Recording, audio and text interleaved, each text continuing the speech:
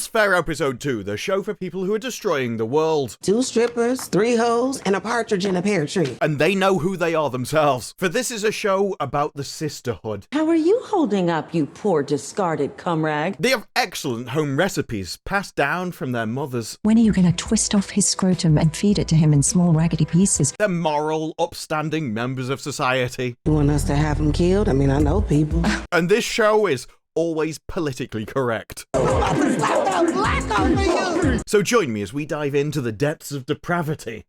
Let's get stuck in. House arrest monitor. We talking highbrow, bitch. It's nice to see Kim Kardashian finally being held accountable. But she's been following around Kim Kardashian's ex-husband, and he has been putting it about. Being married to Kim, he's like, I just need somebody that looks like a human being, and there are plenty of younger models that fulfill that description. So she starts talking about a load of tech stuff, which she definitely wouldn't understand. Chase has several burners, which means we can geo-track his location. It's not what a burner does. The entire point of a burner is you burn it so you can't be tracked. You use it and throw it away. It's designed to be disposable. This is back, mind you, much like the cast. Are all men complete assholes in the end? Says Sabrina the OAP witch. And she's like, yeah, that's why I hurt my boys with a turkey baster. Before going, it's okay though, you snagged a good one. And yeah, she did until she blew it. Look who followed me home.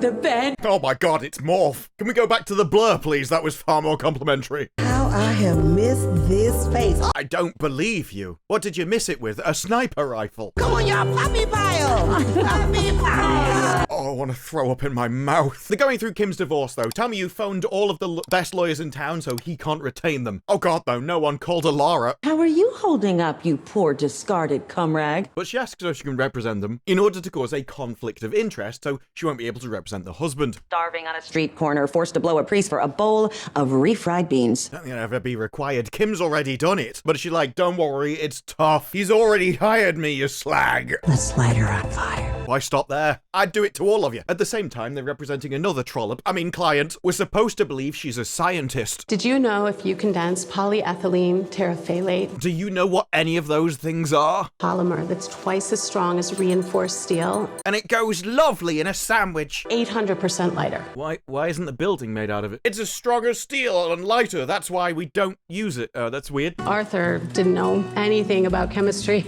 That's because I'm a woman in STEM, and he's just got dangly bits, I'm afraid. His only talent is banging the nanny. He's like, hey, darling, you know what's 7 times stronger than steel and 800% lighter? This dick. You're telling me it worked? But she came up with the idea, he came up with the business. Saw a load of money and just started humping her in the pen closet. He also knew how to do things with his fingers that would make Itzhak Perlman jealous. Why are we telling our divorce lawyers this? You're trying to set them up so they can rip off his money again later. Is this the sister? Don't worry, he'll have plenty left for you to steal from him as well. She says, though, the company was a huge success. They started 9 companies at his idea. Their relationship was easy. Their divorce was easy. Why they divorced if their relationship was easy? I don't know. I do know it's blonde and has 2 brain cells. But she says the companies that he gave me during the divorce, they all had monetary issues. Unpaid payroll taxes, penalties, interest. So the kind of thing that any accountant would have found instantaneously when I'm sure you hired one during the divorce to see that the companies that you were splitting were of equal value. Right. You hired an accountant, right? You're not just going to blame your husband for everything. You did hire an accountant, didn't you? He listed me as key officers. Which she signed voluntarily, and I'm sure she had her accountant and lawyer check over these documents. Right? You did do the most basic thing, right? Tax documents are in my name. And your accountant and your lawyer never brought any of this up. You did have an accountant. You're not just going to blame him, are you? I owe so many people, kind people. I did all this business stuff and, it's all his fault over there. What do I do? What do I give them? I would sue the accountant and lawyer that you hired in order to look over these books and these business arrangements. That's what I would do. They seem incompetent. Did they have dangly bits or not? I need to know. These documents from Discovery, fake as a Canal Street Birkin. Wait, the documents are fake? So he's committed fraud and you could just take them to the court, show they're obviously fake, and it would all be voided? Do you know anything about how this works? Pursue innocent spouse relief. Why don't you sue him for fraud? He's been giving false documents to the court. On paper, you appear complicit. But she sued him and he filed false documents from his side. You've already proved him guilty. I trusted him. No, you should have trusted your accountant and your lawyer. You're the one that wants to treat marriage like a business relationship that you can just enter into and then separate out randomly. You didn't treat it as an unbreakable covenant with God. Therefore, if you want to treat your marriage like a business, you should treat your business like a business. We can go up against any law firm but the IRS. That's true. They don't care if you've got a minge at all. In fact, that's why they got you into the workplace in the first place, so you could pay taxes at the cost of your own happiness and life. So she's like, this will never be over. I'll always be paying it off. You could just go bankrupt, you know? Go bankrupt and move in with someone else. So she goes off to vape. You see how guilty she... Oh, I mean, I knew vaping had side effects, but I didn't think that was one of them. The IT crowd all over again. Could you make me a cup of tea, please, Stephanie?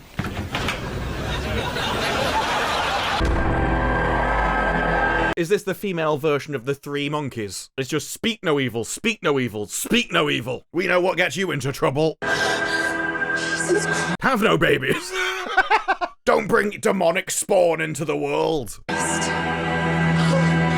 Ooh, that was an unexpected one. Speak no evil, have no babies. Munch a carpet. So she just jumped. I guess that's for people that were ironing at the same time and so didn't watch her jump off a roof. We've got to tell the stupid people that we know are in the audience because they won't understand what happened. She thought she had no more options left. Oh, I'm glad you're describing a mental state. Couldn't have worked that out from the scene. You've destroyed your life monetarily with the IRS. You know, she couldn't handle her debts. That's what I think probably was going through her head. I tell you what, it takes a lot of money to look that cheap. This is like putting a scarecrow in a tux. So they decide they're going to get payback and revenge for her post-mortem. They ask about her husband, and she's like, oh, he's so ill, he's bedbound. That's why I cheat on him.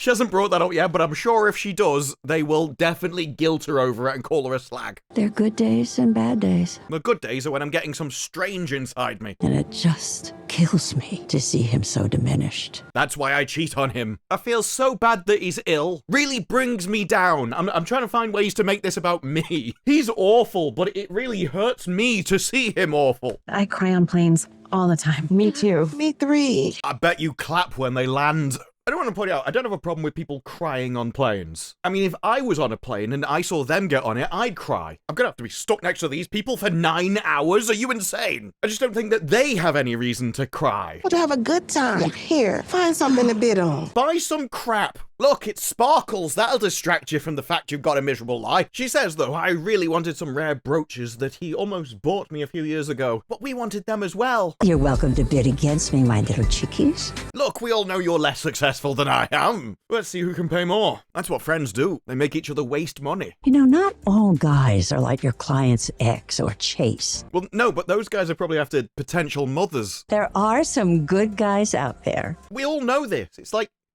why would they get with you, though? like my guy. Cheers. No, she's like, not all men are awful. There are some guys out there, like the one I got with. And I cheated on. Not really selling the being a good guy bit too well, are you? To your guy, he's such a deluded bint, he doesn't even know you're a trollop.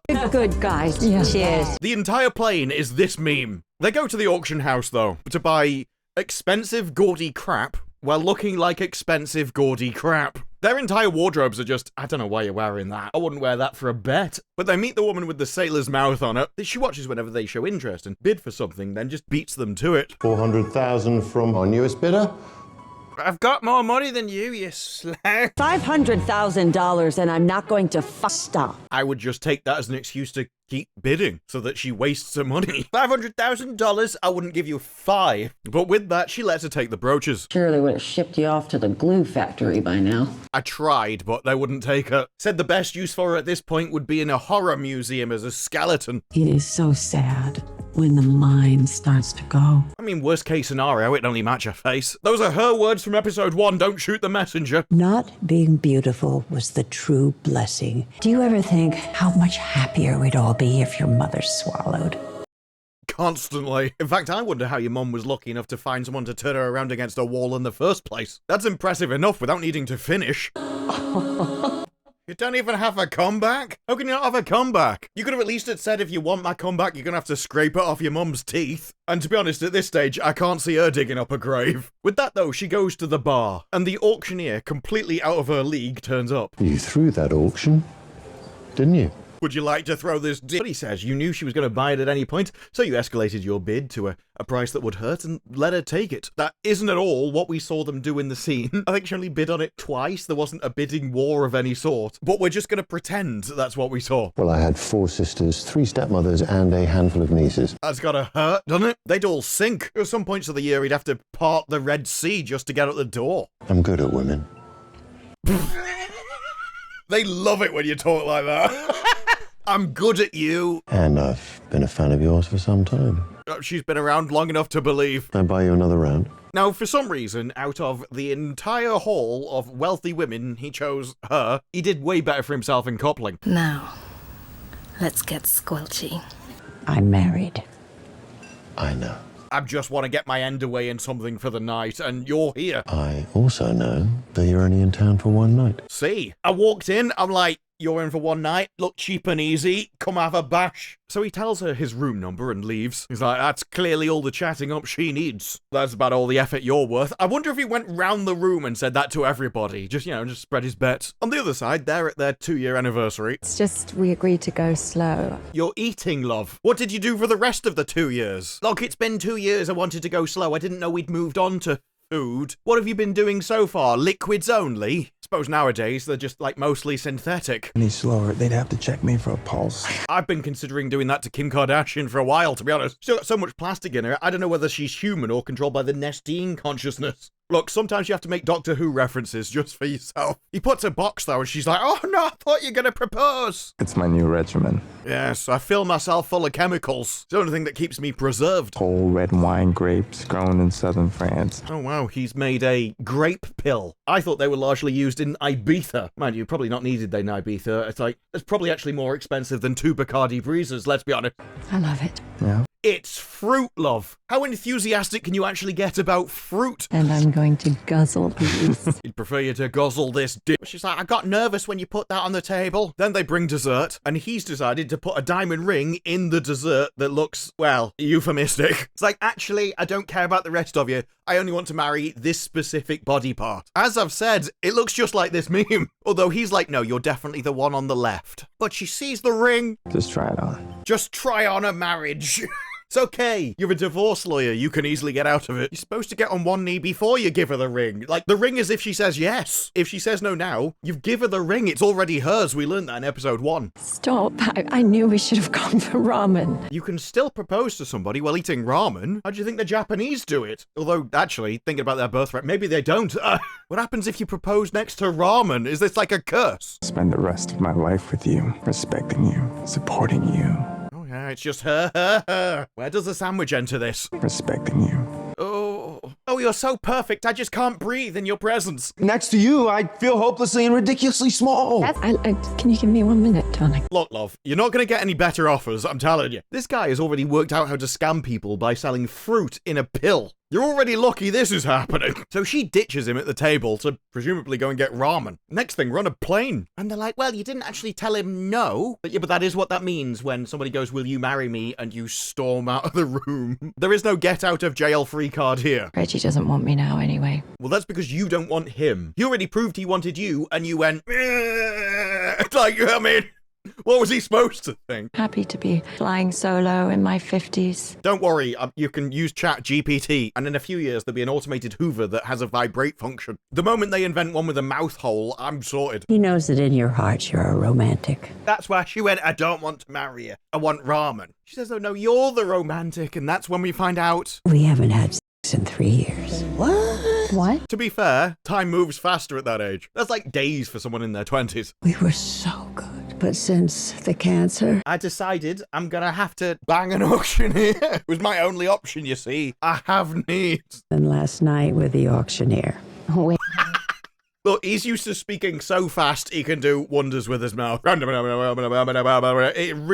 a really strong exercise, you see. 20, 50, 50, 70, 78. So she went to his apartment. Wait, Oliver? Look how happy she is. Oh, you destroyed your marriage by cheating on your cancer-ridden husband? Oh, that's so good for you. I hate her. You know when you meet somebody and you're quivering all over with it like you're... It's normally when I have a fever, to be honest. But she joins him after showing him, no, don't worry, I have plenty of diamonds. If you go through with this, I'll give you one. After you've given me one. I've never, not once, on my husband. I mean, most people, surely they would assume that, right? And he's like, oh no, I decided to make an exception this one time when he had cancer. Like, that makes it better. So he pounces on her, she gets regrets after she's already done it, and then she's like, I need to go. But then it's her explanation that's interesting. She's like, it wouldn't have been fair to him. And I'll be fine. Notice? It's about me. Nobody ever died of friskiness. Again, it's about me. No, I'm okay. I'm okay. It's about me, it's about me. I've decided Me. to tell him about it. I've decided to tell him about it, presumably to guilt trip him into it. You've not been doing anything to me. If you don't do it, I'm gonna cheat. He only featured in her thoughts at the start. It was this much of, oh, it wouldn't be fair to him. But what about me? Wait, what? Why? Oh, you could just sense the morality and righteousness of them all. It's wonderful, isn't it? What? Why? But she says, no, I think you need to be honest. Oh, okay. In which case, if we're going to be honest, Kim, I've got news for you. So we were following your ex, and we found out the houses he was going to. Pin your wig down a little bit, because this might blow it back. Do we just assume people wear wigs now? I normally just assume they're natural hair. That might be a me problem. Has everyone just been secretly going around wearing wigs and I've never realized? Is hair a myth? So she tells him what happened with the auctioneer, and you'd think maybe he'd be angry. Maybe like, look, I'm sick in bed and you've done this to me at this time. Don't you think I've got enough on my plate? No. Just as we've had a divorce because a man just couldn't handle how perfect the wife was in the relationship, he's very understanding. We got Mike Nichols Balthus. Is that a euphemism? She's like, look, I went to his room. Do you not understand what I'm trying to tell you? I kissed him. Honey, it's okay. It didn't. It's fine. Quite frankly, I've been wishing you were doing this for decades. It's your chin. It digs in me and it really hurts. You wanted it. No. You wanted something. So why is that fine? She's like, look, I wanted to do it. He's like, look, you wanted to do it and I don't care. Why don't you care? Were you grateful for a day off? And she's like, no, but I wanted to do it with you. I wanted you.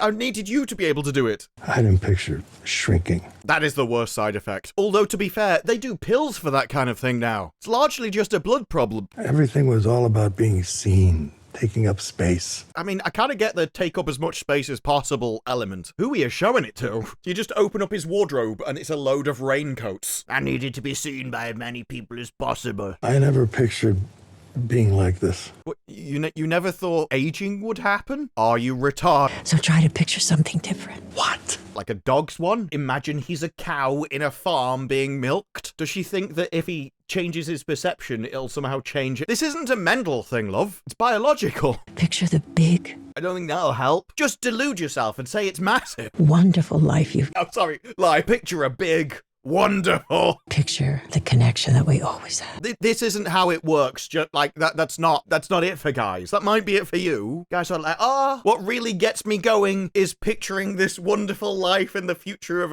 a cottage on a hillside. Just imagine yourself as if you're a vampire or a werewolf. This isn't it for guys. So she essentially gives him a speech of just think like I do and you'll somehow get better. Like she knows. Maybe she does know. Is that going to be a twist? I used to be called Barry. You are a magician. I still am. Yeah, I used to be able to make it work, and now I've made it vanish. Or is he like, come over here, sit on my lap, I'll show you a magic trick. Now you see it, now you don't. Back with the woman that yeeted herself off a building.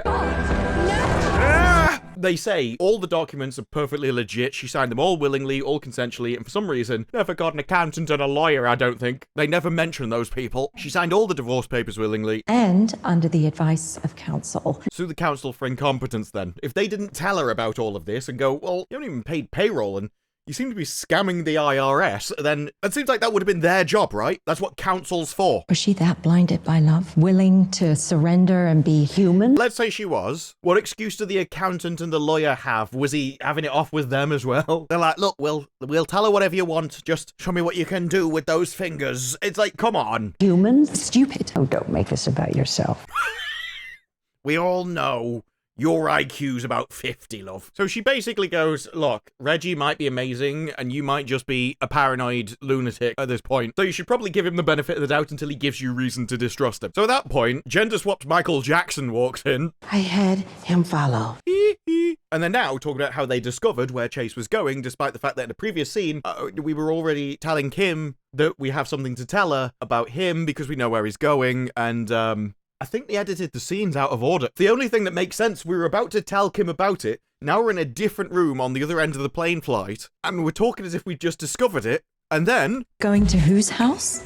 Good question. So now we've got to tell her that we've got to tell her it again, despite the fact we were about to tell her in the airline, but we edited it awfully because the script is, well... Either way, they reveal what we found out in episode 1, which made them look like an idiot for an entire episode, of he's banging the secretary. With Milan? What, your receptionist? To be fair, it is a bit of a meme of a bloke getting with the secretary. Like, that's why they hire them. Now, of course, these are moral, upstanding members of society, and so they offer some excellent advice. Want us to have him killed? I mean, I know people.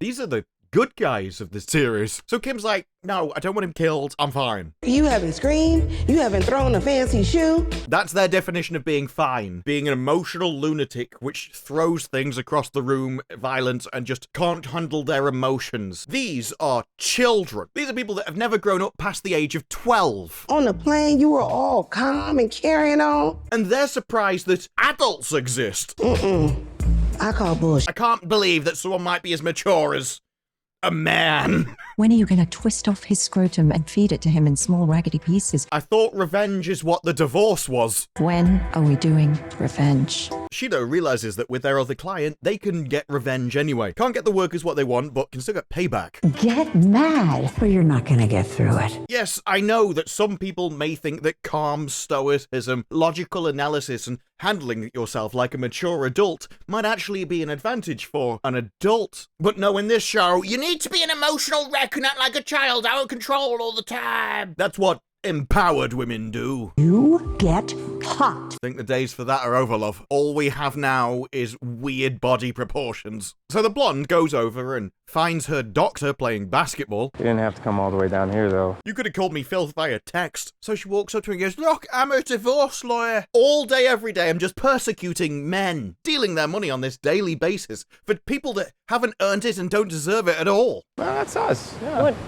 Probably will be. It's her specialty. Nobody thinks it's going to be them. I think it's going to be you. It's not him. It's definitely going to be you. I don't want to let what I do determine how I live. But it does say a lot about your character, though, doesn't it? What you're doing. It does actually say quite a bit about what you are as a person. What's happened to me in the past make me afraid to go after what I want. No, it's him that should be afraid. He has money and you have the ability of the state on your side to take it from him. What I want is you. And your bank balance. And I don't think I can do that again. I don't know whether I could lose you again. You're just too perfect. The fear of what could happen robbed me of being with the man I love. Have you bought him a diamond ring? I'm just saying, maybe if you opened your wallet back, it'd be some kind of, show of mutual annihilation. Thought we could try again. Wait, have you actually bought him something? Ramirez. This better be a rock big enough to bring down planes or whatever they said in episode 1. I was actually only joking about the big diamond. Big diamonds don't really look good on blokes. It would have been better with a watch if you were going to spend that much money. You can have a wedding watch and then just a band. Can I think about it? I would have walked off.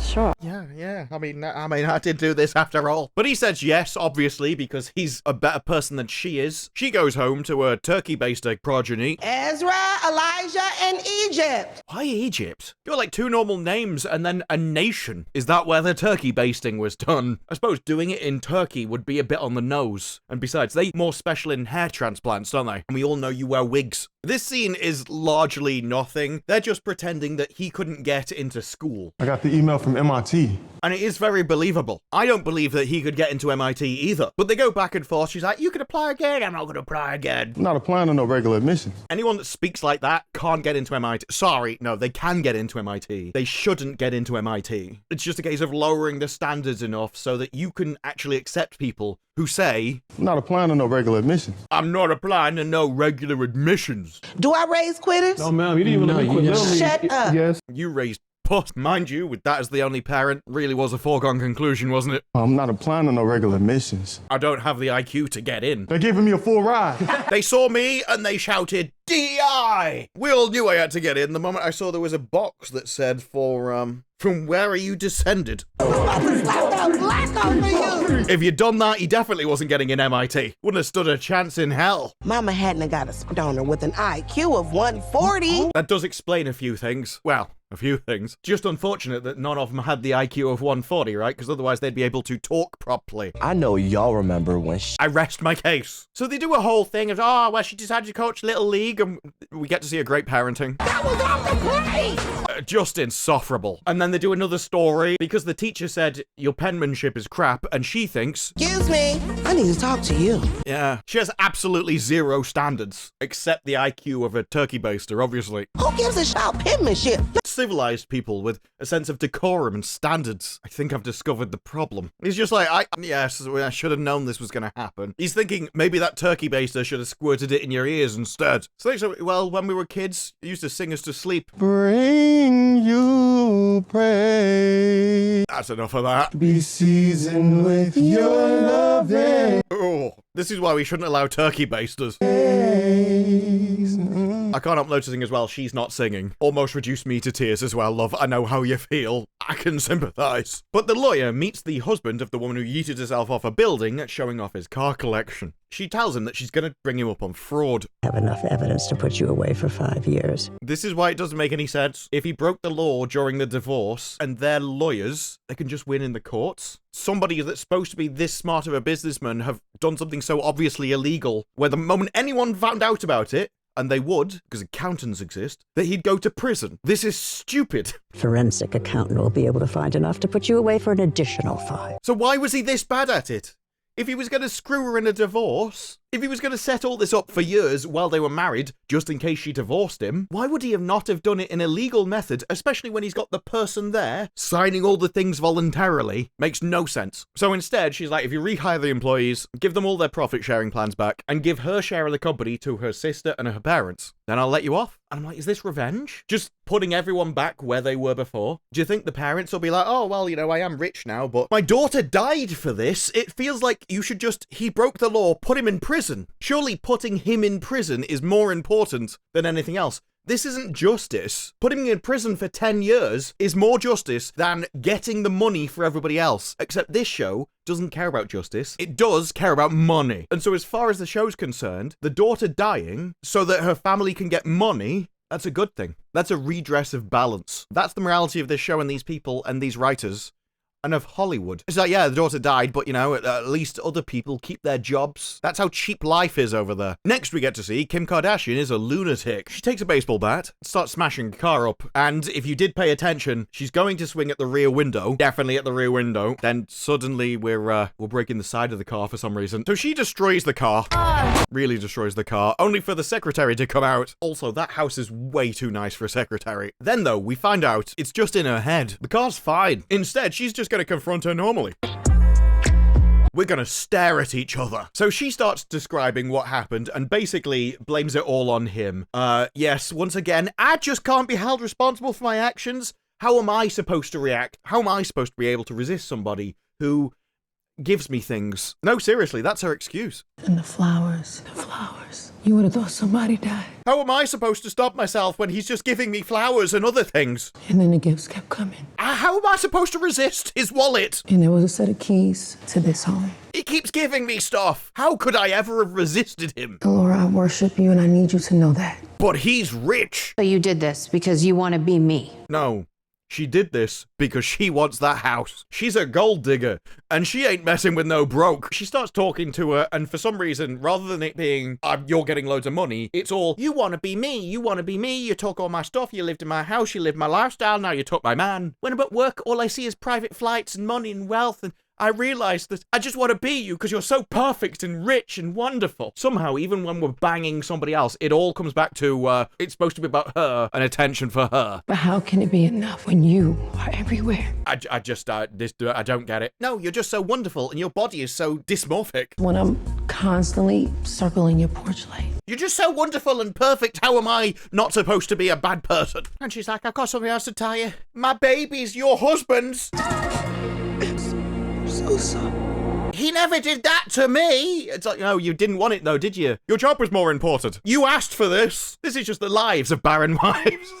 Look, if this is episode 2, how evil will they get by the end of it? That's what I want to know. And if the rest of this crew get down on their knees and sink any lower in front of Kim Kardashian, they're going to end up in hell. I've never seen so many people prostrate themselves over something so mid. No, you're wonderful and perfect. Best thing was when she started talking about something like, actually, it's not a one-off. It's not real. One size fits all, sold to dozens of naive women. Yeah, like you. All your plastic surgery, it's not a one-off. It's mass-produced and sold to naive women like you. And we're supposed to somehow think that that makes you the center of a TV show that can carry it. And we're finding out, no. But one thing I do enjoy is laughing at the waves of evil exploding from the cast. So I hope you'll join me and we find out just how low can this show go. But for now, that's it from me. Let me know your thoughts down in the comments below. Like the video if you like the video. Subscribe, more videos like this in the future, and I will see you in the next one. Bye-bye.